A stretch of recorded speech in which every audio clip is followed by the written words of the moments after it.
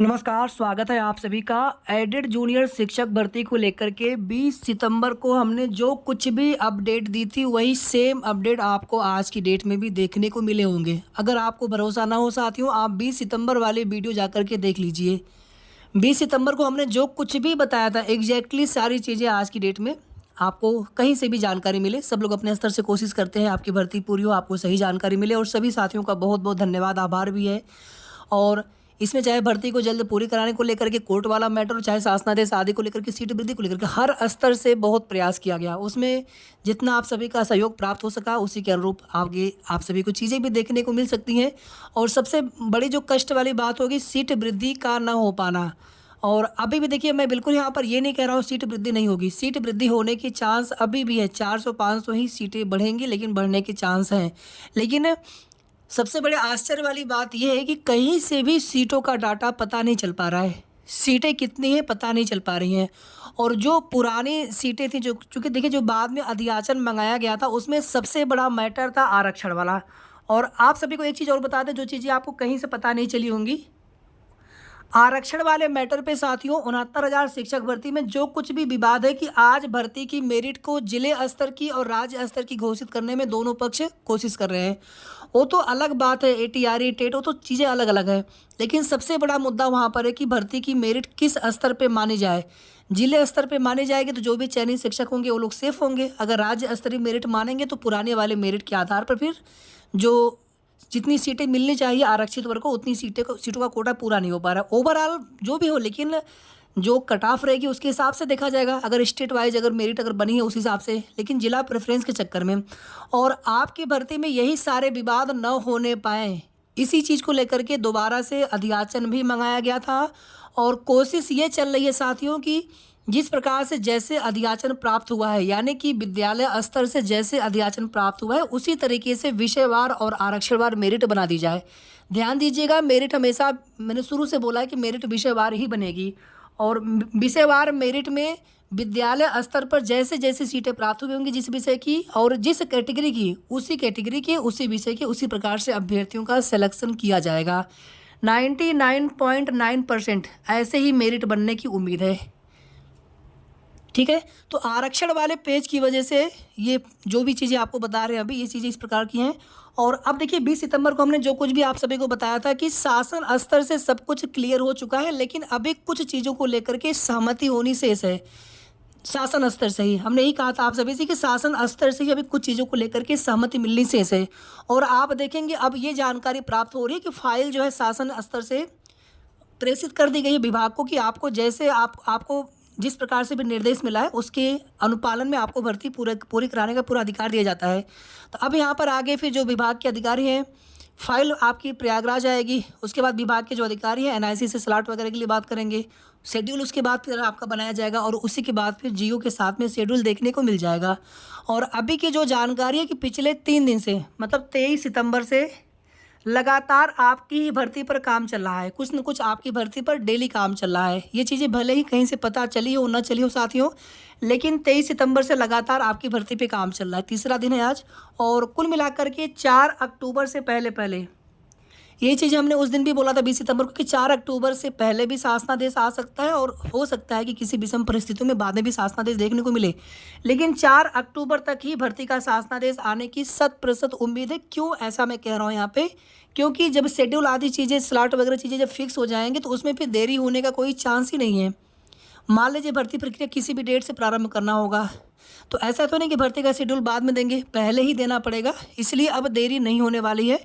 October first week आप लोग मान के चले, 4 तारीख को मैनेजमेंट वाला केस कोर्ट में लगा हुआ है सुनवाई के लिए, तो उसी वजह से 4 अक्टूबर की डेट हमने यहाँ पर लिख दी कि 4 अक्टूबर तक या 4 अक्टूबर से पहले पहले शासनादेश मिलने की 100% उम्मीद है। 100%, 100%।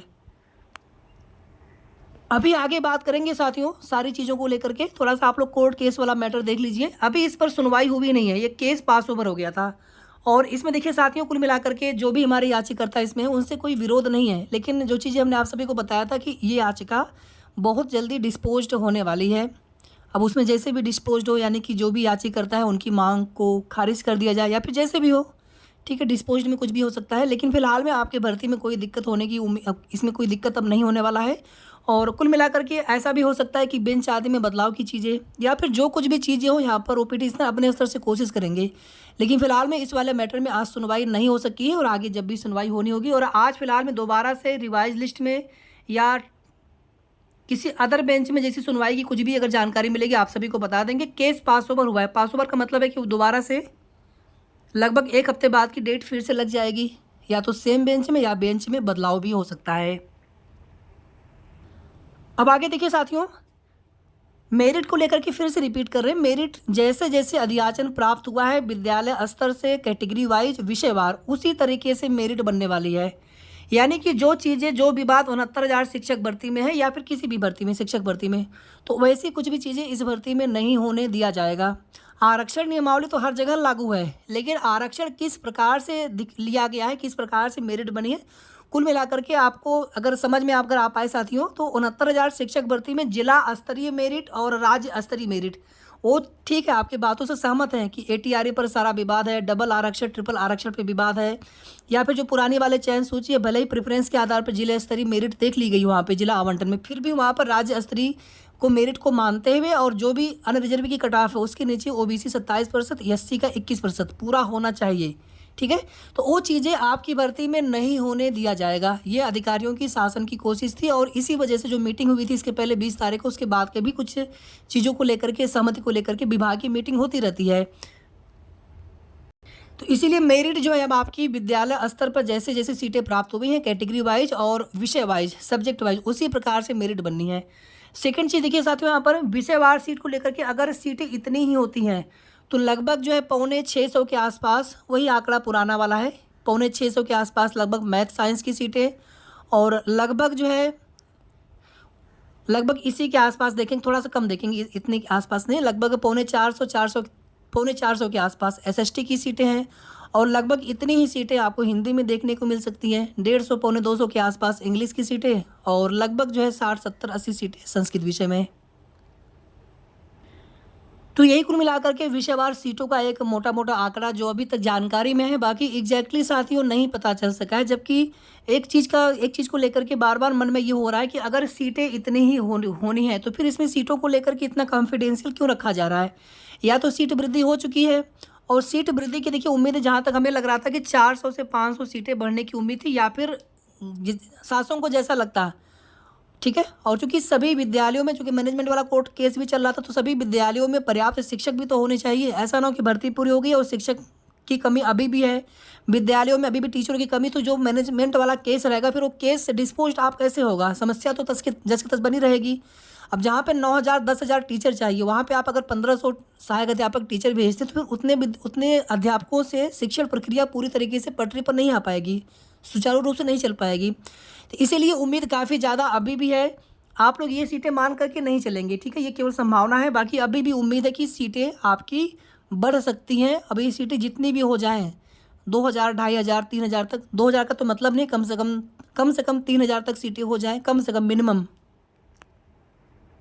और इस बार जब शासनादेश आएगा साथियों, शासनादेश का मतलब है कि विभागीय विज्ञप्ति, उसको शासनादेश ही मानकर चले। हालांकि जो शासनादेश होता है वो विभाग को प्राप्त होता है, फिर विभाग अपने हिसाब से शेड्यूल जारी करेंगे, तो उसी शेड्यूल को ही यहाँ पर हम लोग शासनादेश बोल रहे हैं कि उसी को आप शेड्यूल कह लीजिए या फिर शासनादेश कम शेड्यूल कह लीजिए। तो ये शेड्यूल या शासनादेश आने के बाद भर्ती प्रक्रिया को लेकर के सारी चीज़ें, उसमें डेट वाइज कैसे कैसे कब क्या प्रोसेस करना है उसकी जानकारी मिल जाएगी, कितनी सीटें हैं वो भी चीज़ें पता चल जाएंगी। तो 4 अक्टूबर तक या फिर 4 अक्टूबर से पहले भर्ती का शासनादेश आने की 100% उम्मीद है और यही चीज़ें 20 सितंबर को भी हमने आप सभी को बताया था। शेष आगे की जो भी सही और ऑथेंटिक अपडेट मिलेगी आप सभी को समय समय पर उसकी जानकारी देते रहेंगे। तब तक आप सभी अपना ध्यान रखें। वीडियो को आप लोग प्लीज़ लाइक शेयर और अगर आपने अभी तक चैनल को सब्सक्राइब ना किया हो तो ज़रूर सब्सक्राइब कर लीजिए। नई जूनियर एडेड शिक्षक भर्ती के लिए भी कोशिश चल रही है कि 5,000 पदों पर नई जूनियर एडेड शिक्षक भर्ती का विज्ञापन जारी हो। अब ये भर्ती कंप्लीट हो जाएगी तो उसके बाद फिर निश्चित रूप से नई भर्ती की विज्ञापन की प्रक्रिया शुरू होनी चाहिए नए आयोग से। और आप देखेंगे भी आज के न्यूज़पेपर में दिया भी गया है कि जब तक कोई अधियाचन प्राप्त नहीं होता किसी नई भर्ती के लिए तब तक कैलेंडर जारी नहीं किया जाएगा। तो उम्मीद है कि आने वाले समय में चाहे बेसिक की भर्ती हो, प्राइमरी की या फिर जूनियर एडेड हाई स्कूल शिक्षक भर्ती का विज्ञापन हो, तो ये सभी विज्ञापन नए भर्तियों के विज्ञापन देखने को मिलेंगे। धन्यवाद।